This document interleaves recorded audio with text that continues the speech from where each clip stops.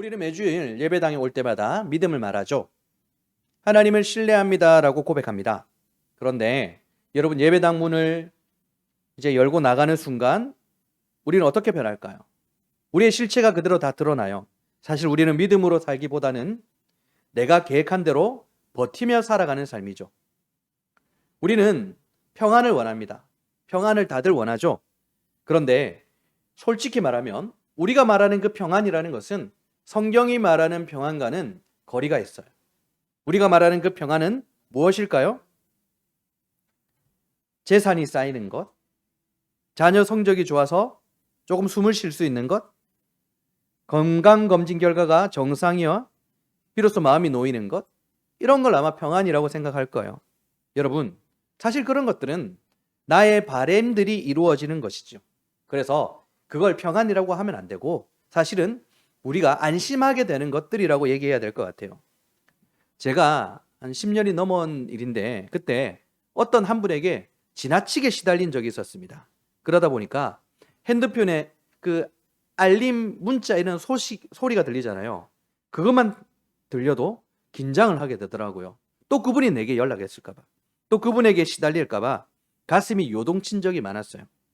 여러분은 어떠십니까? 여러분도 그런 적 있지 않아요? 결제 승인 문자가 오거나 검사 안내 문자가 오거나 직장 상사의 호출이 오거나 또 다른 어떤 일, 가슴이 덜컥 내려앉게 만드는 그런 일이 여러분 있지 않습니까? 그럴 때 우리는 반사적으로 어떻게 행동을 할까요? 그런 일이 있을 때 나의 경험이나 나의 지식이나 아니면 나와 가까운 사람들과 대화를 통해서 그 문제를 어떻게든 해결해 보려고 하는 거예요. 우리는 그걸 현명하고 지혜로운 방식이라고 생각하겠지만 사실 냉정하게 따지면 그건 뭡니까? 그건 위기 대처이자 상황 관리라고 해요. 먼저 하나님 앞에 온전히 맡겨드리지 못한 일들인 거예요. 오늘 우리가 창세기 20장의 말씀을 나누게 되는데 창세기 20장의 말씀은 우리에게 뼈아픈 질문을 하고 있습니다. 이런 질문이에요. 여러분에게 믿음은 무엇입니까? 여러분에게 믿음은 요리조리 피하는 기술입니까? 아니면 하나님 앞에서 꺾이는 사건입니까? 아브라함이 그랄로 내려갔어요. 그의 아내 사라를 누이라고 속이게 됩니다. 그 한 번의 거짓말이 그랄 왕을 죽을 자리로 끌고 가죠. 오늘 아브라함이 보여준 그의 무능함, 그것이 어쩌면 믿음보다는 안심하길 바라는 우리의 모습이 아닐까요? 1854년이었습니다. 1854년 뉴욕의 크리스털 팰리스 박람회장에서 아주 기이하고도 소름 끼치고 위험천만한 쇼가 하나 벌어졌어요. 한 남자가 수많은 관중 앞에서 높은 곳에 매달려 있는 승강기 위에 올라탄 거예요. 그리고는 손에 도끼를 들고 있는 조수에게 명했습니다. 그 줄을 끊으라. 여러분, 배경은 1854년이에요. 네모 모양의 승강기가 있고 그 승강기를 버티고 있는 것은 단단한 줄이었어요. 그런데 조수에게 끊으라고 한 거예요.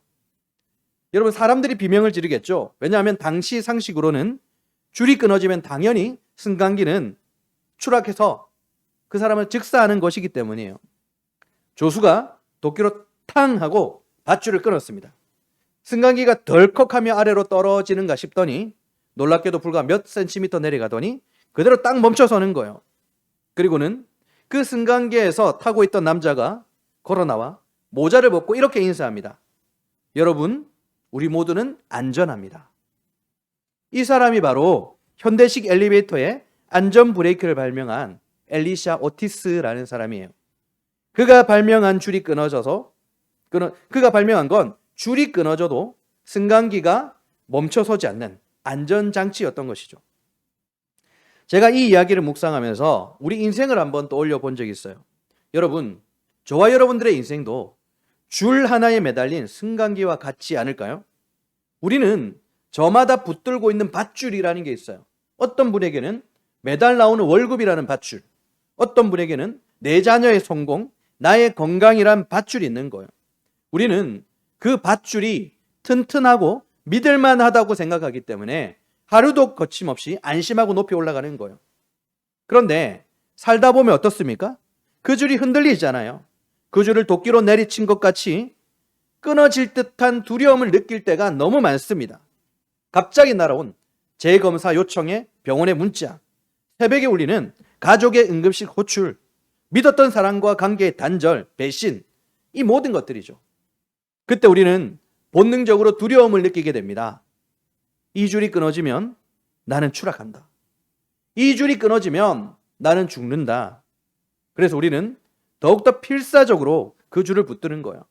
내 경험으로, 내 인맥으로, 내 돈으로, 내 능력으로 어떻게든 끊어지고 있는 그 줄을 붙잡아 보려고 아둥바둥 치는 거예요. 우리는 이걸 노력이라고 부르죠. 그런데 사실 추락에 대한 공포예요. 오늘 아브라함이 그랬습니다. 그랄 땅에 내려갔는데 자신의 안전을 위해서 자기 아내를 누이라고 속였던 거예요. 자신을 지켜주던 모든 밧줄은 다 끊어진 거예요. 살기 위해서 아내를 누이라고 속여야 했던 그 비참한 순간, 여러분, 아브라함은 그렇게 추락하고 있었어요. 도덕적으로, 신앙적으로 바닥을 향해 추락하고 있었다고요. 그런데 바로 이때 이 다급한 순간에 성경이 놀라운 장면을 보여주죠. 아브라함의 줄은 끊어졌는데 그가 추락하지 않은 거예요. 그가 바닥에 부딪혀 산산조각 날 순간에 누군가 강력한 힘으로 그를 탁하고 붙잡아 세우신 겁니다. 마치 오티스의 브레이크처럼 죄와 사망으로 떨어지는 아브라함을 막아서신 분, 바로 하나님이시죠. 오늘 하나님께서 저와 여러분들에게 이렇게 말씀하시는 거예요. 네가 붙든 줄은 끊어질 수 있지만 내가 너를 붙든 손은 절대로 끊어지지 않는다. 이게 하나님께서 저와 여러분들에게 주시는 메시지예요. 오늘 우리는 내 인생의 줄이 끊어질까 두렵다, 이런 생각을 하고 있죠. 그렇다면 우리를 추락하지 않게 만드시는 하나님의 안전장치, 바로 하나님의 은혜를 만날 수 있기를 주님의 이름으로 축원합니다. 자, 오늘 말씀에서 가장 핵심이 되는 구절을 봅시다. 오늘 말씀에서 핵심이 되는 구절은 6절인데요. 5절과 6절의 말씀을 함께 보도록 하겠습니다. 창세기 20장 5절과 6절 제가 읽습니다. 그가 나에게 이는 내 누이라고 하지 아니하였나이까. 그 여인도 그는 내 오라비라 하였사오니 나는 온전한 마음과 깨끗한 손으로 이렇게 하였나이다. 하나님이 꿈에 또 그에게 이르시되 네가 온전한 마음으로 이렇게 한 줄을 나도 알았으므로 너를 막아 내게 범죄하지 아니하게 하였나니 여인에게 가까이 하지 못하게 함이 이 때문이니라. 아멘. 오늘 하나님께서 가장 중요한 말씀을 선포하고 계시죠. 네가 안 한 게 아니라 내가 못하게 했다. 여러분, 하나님은 우리가 죄의 길로 달려가려고 했을 때 그 길을 막아서라도 하나님께서 은혜를 베푸시고 하나님의 언약을 지키시는 분이라는 거예요. 오늘 말씀의 현장을 우리가 상상을 한번 해봅시다. 그랄 왕 아비멜렉은 그 지역에서 절대 권력자였잖아요. 그 누구도 왕의 명령을 거역할 수 없어요. 그는 자신의 권력으로 아주 정당한 절차를 밟아서 사라를 자신에게 데려오게 됩니다. 모든 것이 자신의 통제 아래 있어요. 밤이 되었습니다. 왕이 잠자리에 들죠. 그 순간 왕궁의 높은 담벼락도 겹겹이 둘러싼 경비병들도 아무 소용없는 거예요. 하나님이 왕의 꿈속에 침투하셨습니다. 그리고는 일방적인 판결을 내리셨어요. 3절을 보시면 네가 데려온 이 여인으로 말미암아 네가 죽을 자라. 너는 죽게 될 자다라는 거예요. 여러분, 하나님이 아비멜렉에게 사형 선고를 하셨습니다. 아비멜렉은 공포심에 빠지겠죠.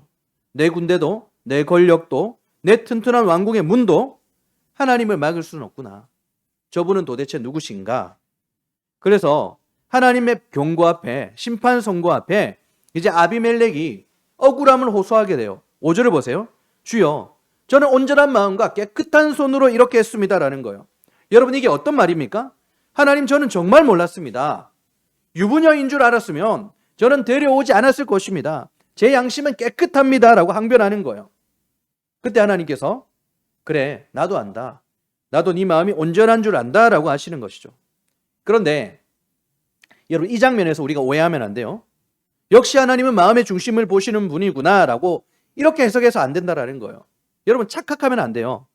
여기서 하나님께서 말씀하신 온전함이라는 것은 도덕적인 거룩함을 얘기하는 게 아니에요. 무식을 얘기하는 거예요. 그래, 네가 정말 모르고 그랬다라는 것, 내가 안다라는 것입니다. 여러분, 모르고 마신 독약도 독약이죠. 맞죠? 내가 몰랐다 해도 그 약은 독약이에요. 앞에 낭떠러지가 있는 줄 모르고 자동차 엑셀을 밟으면 어떻게 됩니까? 내가 몰랐지만 결국은 자동차는 절벽 밑으로 아래로 떨어지게 되는 거예요. 아비멜렉의 의도가 아무리 순수했어도 그 행동의 결과는 남의 아내를 범하는 죄였고 하나님의 언약을 깨트리는 재앙이었어요. 그래서 오늘 하나님께서 이렇게 말씀하시는 거죠. 그러므로 내가 너를 막아 내게 범죄하지 않게 하였다. 여러분, 내가 믿음이 좋아서 그런 게 아니에요.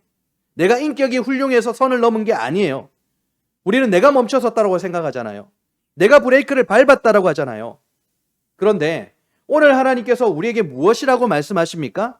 아니, 네가 선에서 멈춘 게 아니다. 내가 너를 막아 세운 것이다.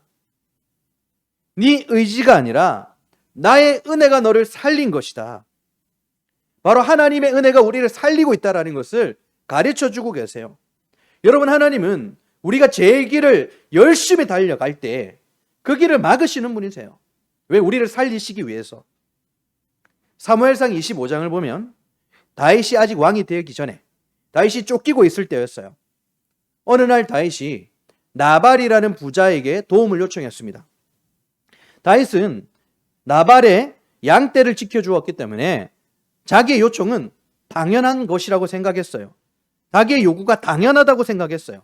그런데 이 나발이 다윗을 도와주기는커녕 무시하고 조롱하고 문전박대하게 됩니다. 그때 여러분, 다윗은 어떨 거야? 눈이 디비지게 돼요, 진짜로. 그리고는 자기의 부하들에게 명령합니다. 저런 칼을 차거라. 그래서 다윗을 포함한 400명의 군인들이 칼을 뽑아들고 나발의 집으로 진격을 하게 돼요. 그때 다윗이 이렇게 맹세합니다. 내가 내일 아침까지 나발의 집안에 남자란 남자는 단 한 명도 살려두지 않겠다. 다 죽이겠다라는 거예요. 지금 눈이 돌았어요. 그런데 여러분, 지금 이 상태의 다윗 어떻게 보이십니까? 분노의 엑셀을 끝까지 밟고 있는 거잖아요. 여러분, 다윗의 입장에서는 그냥 정의구현이라고 느꼈을지도 몰라요. 모욕을 갚아주는 정당한 복수라고 생각했을지 모릅니다. 그는 지금 자신이 낭떠러지로 가고 있는 걸 전혀 모르고 있었다니까요. 여러분, 만약 다윗이 그대로 가서 나발을 죽였더라면 어떻게 되었을까요? 다윗은 훗날 이스라엘의 왕이 되어야 될 사람이에요. 하나님의 언약을 짊어질 사람입니다. 그런데 왕이 되기도 전에 개인적인 원한 때문에 자기 백성을 학살한 살인자가 되는 거예요.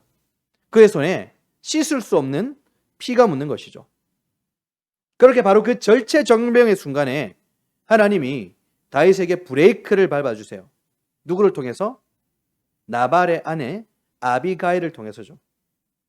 아비가일이 급하게 음식을 싸들고 내려오다가 분노에 차서 눈이 돌아서 올라오고 있는 다윗과 마주하게 돼요. 그리고는 다윗 앞에 넙적 엎드려서 간청합니다. 내 주여, 이 불량한 나발 때문에 피를 흘려 친히 복수하지 마옵소서. 여러분, 바로 이때 다윗이 정신을 차리게 돼요. 정신이 번쩍 드는 거예요. 사무엘상은 이렇게 기록하고 있습니다. 25장 33절과 34절입니다. 또 네 지혜를 칭찬할지며 또 네게 복이 있을지로다. 오늘 내가 피를 흘릴 것과 친히 복수하는 것을 네가 막았느니라. 이제 34절이 중요합니다. 나를 막아 너를 해하지 않게 하신 이스라엘의 하나님 여호와의 살아계심을 두고 맹세하노니 네가 급히 와서 나를 영접하지 아니하였다면 밝은 아침에는 과연 나발에게 한 남자도 남겨주지 아니하였으리라 하니라. 아멘. 여러분, 지금 다윗의 고백을 잘 보세요. 아비가일, 당신이 나를 막아줬습니다 라고 하죠. 그런데 여기서 멈추는 것이 아니라 이것은 이스라엘의 하나님 여호와께서 나를 막으신 것입니다 라고 고백하는 거예요. 여러분, 다윗이 그 순간에 깨달은 것입니다. 하나님이 이 여인을 보내셔서 자신의 인생에 브레이크를 밟아주셨고 하나님이 내 손에 피를 묻히지 않게 하시려고 나를 강제로 멈춰 세웠다는 것을 다윗이 깨닫게 되온 거예요. 여러분, 이 순간에 다윗을 보십시오. 다윗이 훌륭해 보입니까? 아니에요. 다윗은 칼을 뽑았어요. 다윗은 죽이러 갔습니다. 다윗은 죄를 짓기 위해서 질 줄 알고 있었어요. 그런데 하나님이 막으신 거예요.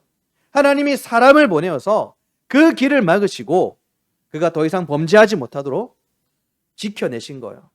할렐루야. 자, 그런데 여러분, 이제 중요합니다. 이제 우리를 가만히 들여다봅시다. 여러분, 하나님이 막으셨다라는 것, 다윗과 아비멜렉을 살리셨다라는 것, 너무 좋은 것 같죠? 그런데 여러분, 막상 우리의 인생에서 이런 일이 일어나면 어떨까요?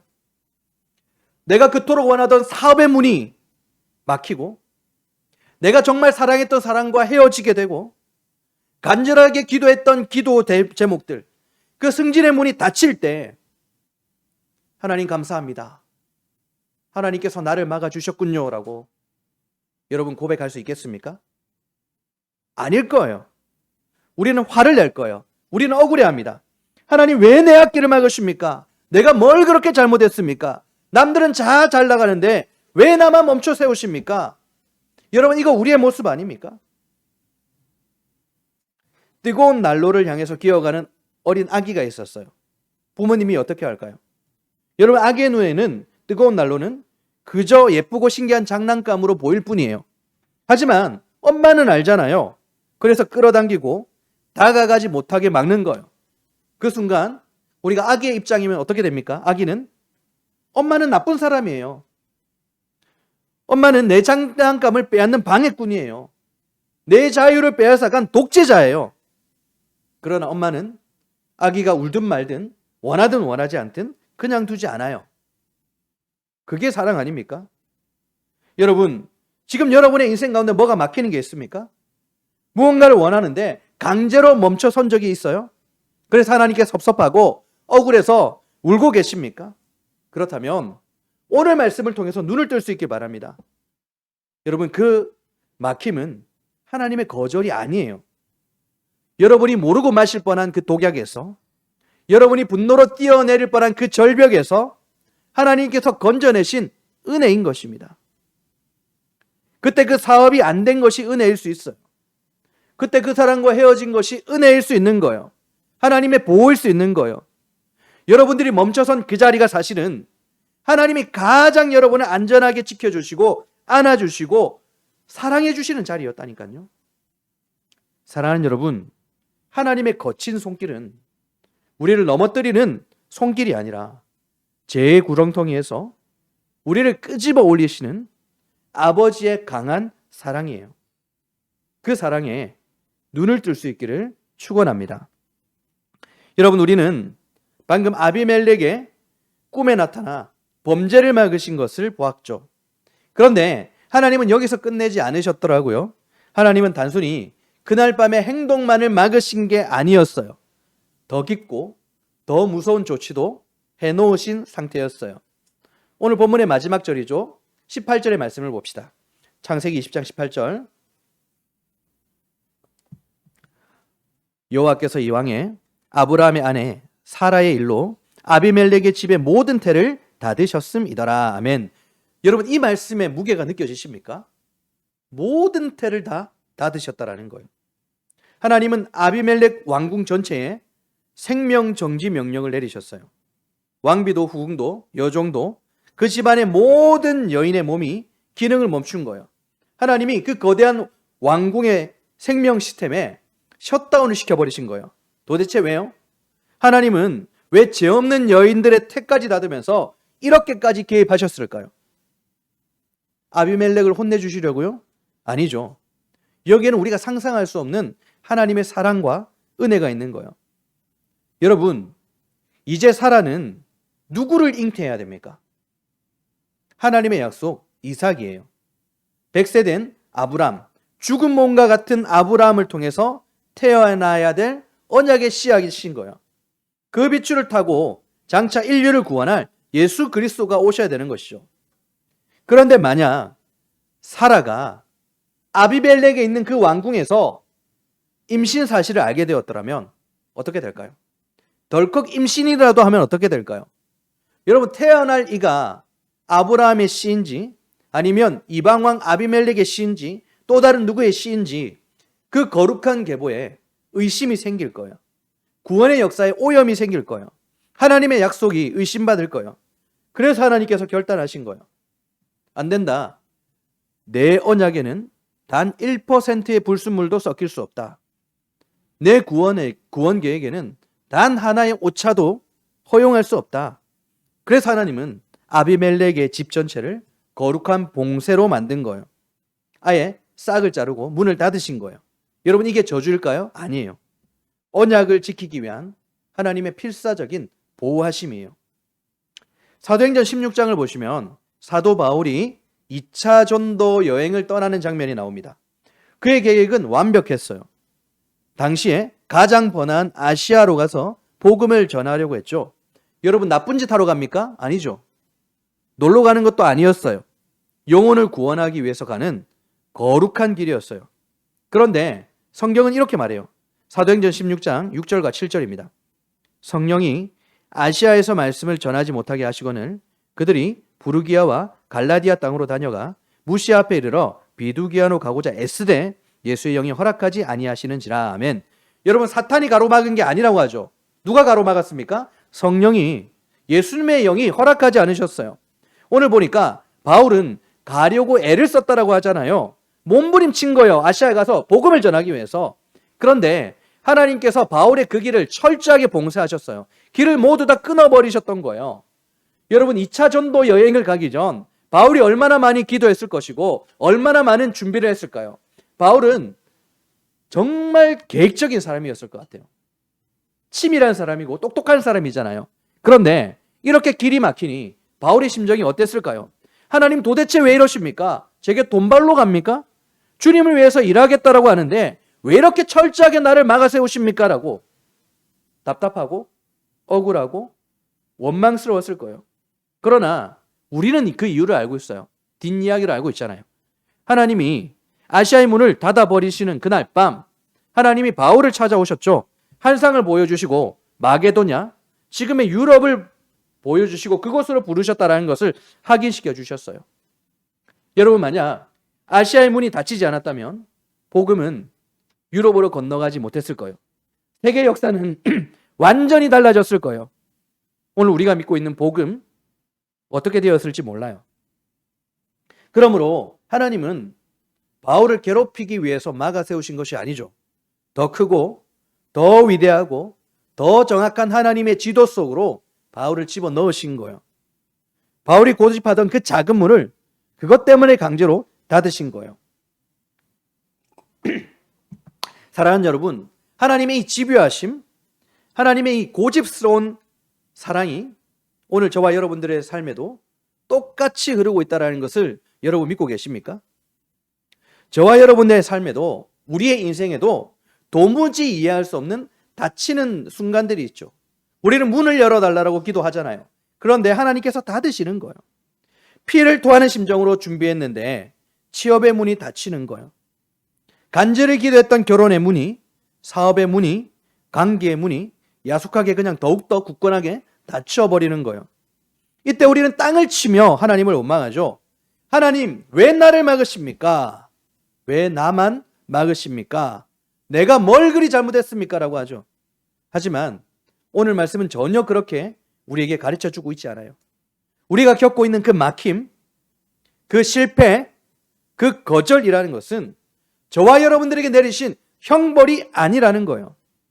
저와 여러분이 엉뚱한 곳에서 시간을 허비하지 않도록, 여러분이 세상과 섞여서 그 순결한 믿음을 잃어버리지 않도록 여러분들을 가장 안전한 길로, 가장 거룩한 길로 인도하시기 위한 하나님의 필사적인 보호이자 거룩한 봉쇄라는 거예요.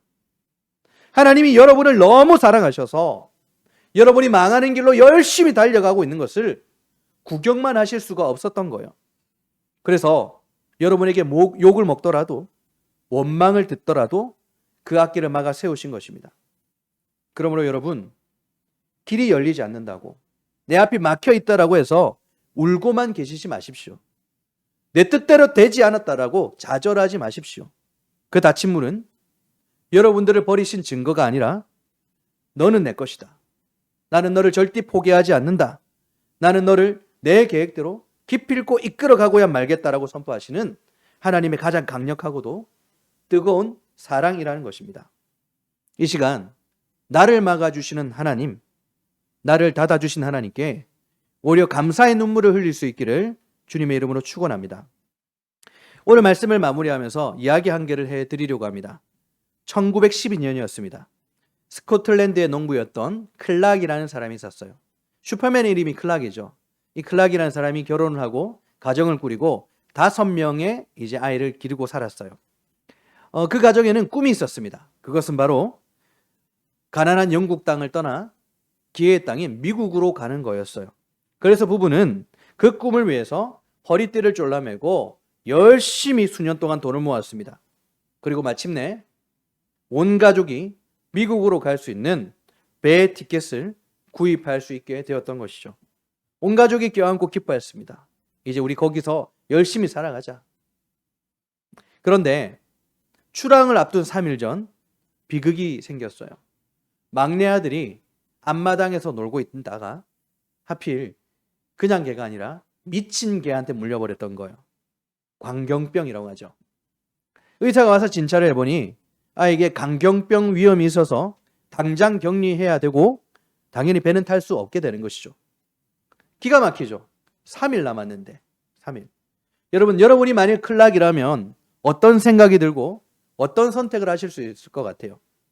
그동안의 모든 고생이 다 물거품이 되었어요. 아이 하나 버려두고 가는 건 할 수 없잖아요. 그래서 온 가족이 그 티켓을 포기해야만 됐습니다. 그날 클락은 부둣가에 서서 멀어지는 배를 보며 피눈물을 흘렸대요. 그리고는 하늘을 향해서 주먹질을 해대면서 하나님, 당신이 살아계시다면 이러실 수 없습니다.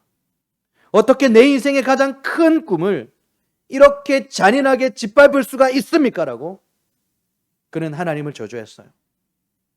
하나님의 형벌이라고 생각했어요. 그런데 그로부터 정확히 5일 뒤였습니다. 끔찍한 소식을 듣게 돼요. 클락의 가족이 타려고 했던 그 배가 뭔지 아십니까? 타이타닉호였어요. 대서양 한가운데서 침몰했다라는 소식을 듣게 되었던 것이죠. 여러분, 그 뉴스를 듣는 순간 하나님을 저주했던 클락은 어땠을까요? 클락의 막내 아들이 개에게 물렸던 그 순간 그것은 그의 가족을 살리신 하나님의 완벽한 은혜였다라는 것입니다. 사랑하는 여러분, 지금 여러분의 인생이 미친 개에게 물린 듯이 정말 아프고 따갑습니까? 다 된 밥에 재 뿌리듯이 결정적인 순간에 가로막혀서 억울하고 미치겠습니까? 내가 간절히 원했던 그 타이타닉호가 저 멀리 떠났습니까? 이 시간 믿음의 눈을 뜰 수 있길 바랍니다. 여러분이 당한 그 실패, 그 좌절, 그 아픔, 그 다침문, 그건 하나님께서 여러분들을 괴롭히기 위해 던지신 돌멩이가 아니라 죽음의 항해로 달려가는 여러분을 살리기 위해서 하나님께서 다급하게 밟으신 브레이크입니다. 여러분, 하나님이 막으셨다면 그것이 가장 안전한 길입니다. 그리고 기억하십시오. 하나님은 우리를 살리기 위해 우리의 길을 막으셨지만 단 한 사람, 당신의 아들 독생자 예수의 길을 막지 않으셨어요. 십자가의 길, 죽음의 길을 막지 않으셨어요. 막지 않으시고 외면하셨습니다. 침묵하셨어요. 그로 인해서 저와 여러분들이 생명을 얻은 것이죠. 그 십자가의 사랑이 지금도 우리를 붙들고 있는 거예요. 그러니 여러분, 나를 위해 아들까지 내어주신 하나님께서 저와 여러분들의 인생을 막으셨다면 거기에는 분명히 이유가 있을 거예요. 우리가 알지 못하는 크고 놀랍고 위대한 하나님의 계획이 있을 것입니다. 세상에서 내 계획이 틀어지고 문이 닫히는 그 순간이 올지라도 하나님이 막으셨다. 이것은 거절이 아니라 구출이다. 내 인생의 운전대는 나를 사랑하시는 주님께서 지고 계신다. 이런 믿음의 선언을 하십시오. 막힘 속에서도 하나님의 선하심을 신뢰하는 저와 여러분들이 될 수 있기를 우리 주님의 이름으로 축원합니다. 우리 함께 찬양하고 기도하는 시간 가집시다.